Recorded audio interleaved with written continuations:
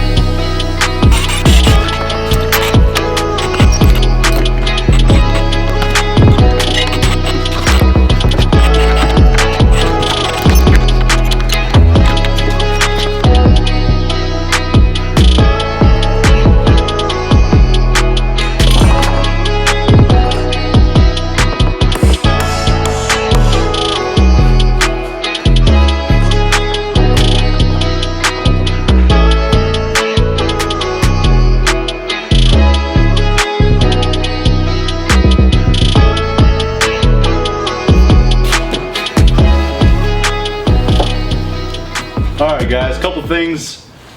I wanted to use this bench. As you can see, it was well worn. I wanted to use it though before I finished this video up. That way I didn't tell you guys to build something I didn't believe in.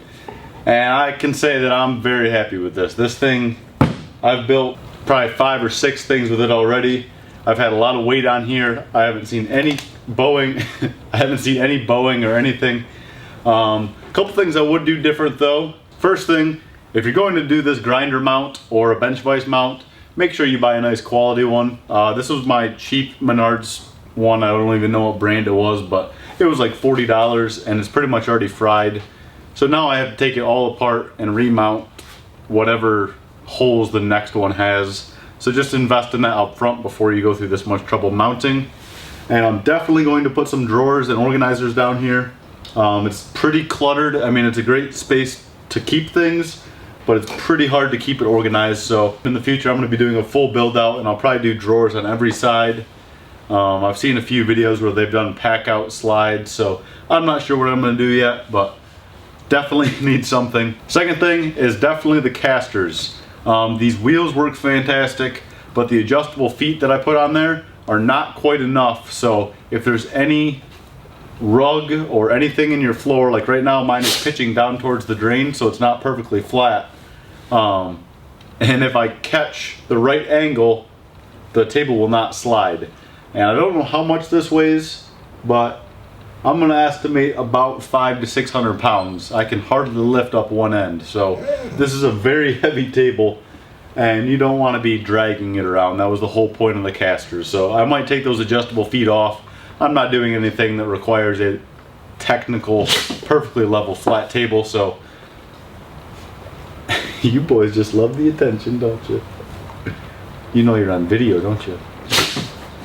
So I'll probably take those off in the future. So all said and done with the lumber, with the casters, the adjustable feet, the hinges, everything it took to build this table, we were at $461. So that's more than I wanted to spend, but with lumber prices, I can't complain too much, and I'm really happy with the table. It'll definitely be the centerpiece for the barn until I can't tell you guys yet, but we got big plans down the road for this barn inside. So I couldn't be happier with how this table turned out, guys. If you guys like this kind of stuff, please hit subscribe. This channel is going to be way more than just the barn and the house. It's going to be a huge collection of all my crazy ideas and projects and builds. So stay tuned, join the family, and we'll see you on the next one.